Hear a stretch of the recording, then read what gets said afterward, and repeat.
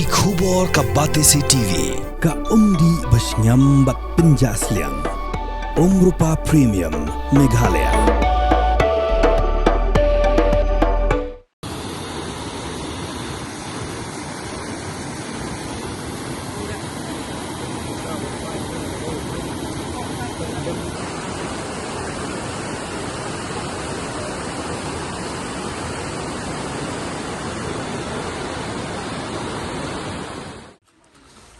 Phone midang yang Khun karena ada stage 13 malah phone midang for lai sopra untuk udah memang ahap si tahi kan buat melawan nak sini kerja blok kali bila tiap putih aku kita lanjuan jeroan area itu tu ke blok kali nak kamslam nak kendian apa yang san sedang itu minta sih tu lah awak kat ni tempat dia orang punya dengan tempat yang sesen nak government bukan hak plat nyerap yang lah saya kesini mah ni lah saya gangin tempat dia lah bentak yang saya sini nak kalian kan jangan tempat dia dari mana halam plat nyerap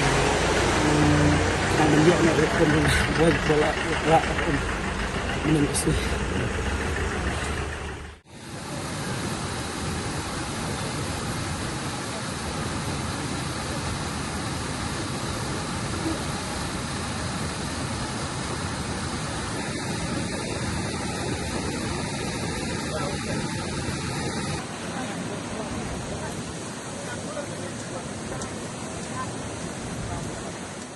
Pidan dukan marbam ndai compare la ka bered ka pidi harut surok ni ka bahe kum ki restaurant bat ki wei ni pishat roti shat cake bat ki wei na ka benta ka koi ka khya chong ki pat ba nong bam nong di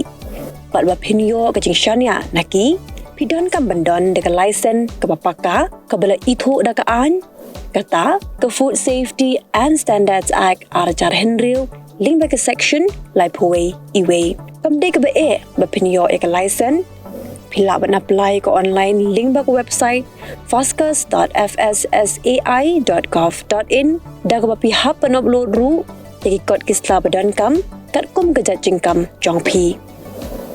pila ru banyak kendo iki designated officers lani food safety officers ke badan hak office terekam jong u lani ke district medical and health officer habro ke district ke badan Meghalaya Like no, tanga is kasihers. Pila benlet bed, siya ka office terekam jongki, ka Commissionerate of Food Safety, ke badan halawa lachumya. Nakabenta ka kot kakya, kinong bam nong di. Lawan ra siya pi, daga Commissionerate of Food Safety, Government of Meghalaya. Bat bala kershan, daga Food Safety and Standards Authority of India.